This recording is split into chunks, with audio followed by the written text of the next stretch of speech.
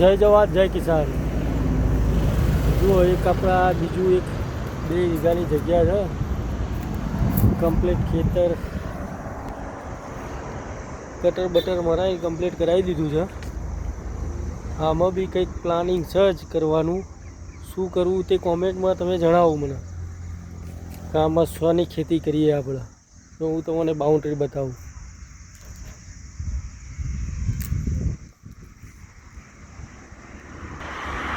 આ 2 વીઘા છે, આ 2 વીઘામાં શું કરવું, શેની ખેતી કરવી તમે જણાવો મને, જેથી કરીને આપણે આ 2 વીઘામાં કંઈક કરી શકીએ। જય ઉમિયા।